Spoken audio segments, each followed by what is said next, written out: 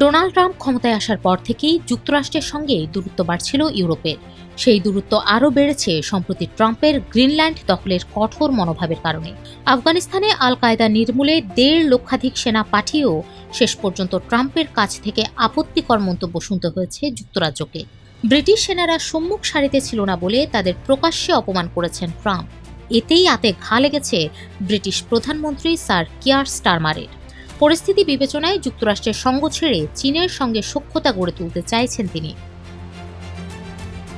২০১৮ সালের পর প্রথম ব্রিটিশ প্রধানমন্ত্রী হিসেবে চীন সফরে গিয়েছেন স্টারমার। শুধু তাই নয়, প্রায় ৬০ জনের একটি প্রতিনিধি দলকেও সফর সঙ্গী করেছেন তিনি। ২৯ জানুয়ারি চীনের প্রেসিডেন্ট শি জিনপিংয়ের সঙ্গে একটি বৈঠক হওয়ার কথা রয়েছে স্টারমারের, যেখানে ব্যবসা ও সাংস্কৃতিক অঙ্গন নিয়ে আলোচনা করবে দুদেশ। চীনের সঙ্গে যুক্তরাজ্যের রাজনৈতিক ও আদর্শিক অবস্থান ভিন্ন হওয়ায় বেইজিংয়ের সঙ্গে সম্পর্কের ক্ষেত্রে স্টারমারকে সতর্ক হতে বলেছেন সমালোচকরা। তাছাড়া যুক্তরাজ্যে চীনের গুপ্তচর বৃত্তি কার্যক্রম নিয়েও উদ্বেগ আছে অনেকের।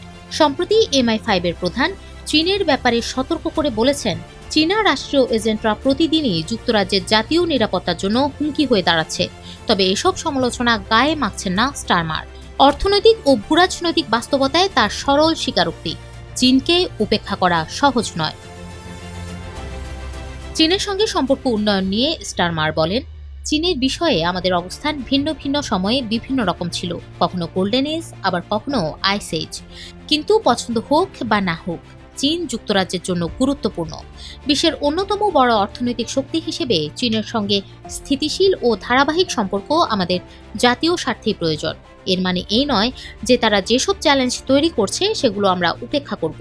তবে যেখানে মতপার্থক্য আছে সেখানেও আলোচনার মাধ্যমে সমাধানের পথ আছে। অবশ্য শুধু যুক্তরাজ্যই নয়, কানাডার প্রধানমন্ত্রী মার্ক কার্নি ও ফ্রান্সের প্রেসিডেন্ট ইমানুয়েল ম্যাক্রো সম্প্রতি বেইজিং সফর করেছেন। এর বাইরে ইউরোপের বিভিন্ন নেতারাই সম্প্রতি চীন সফরকে বাড়তি গুরুত্ব দিচ্ছেন।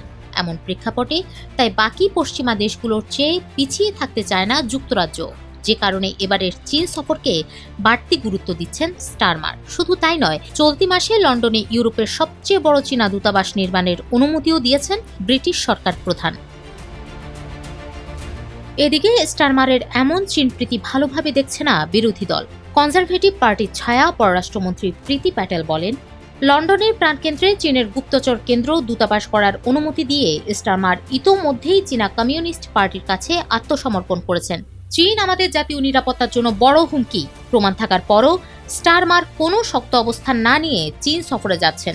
ব্রিটেনের পক্ষে দাঁড়ানোর সাহস তার নেই, তিনি বরং বেইজিংকেই খুশি করতেই ব্যস্ত।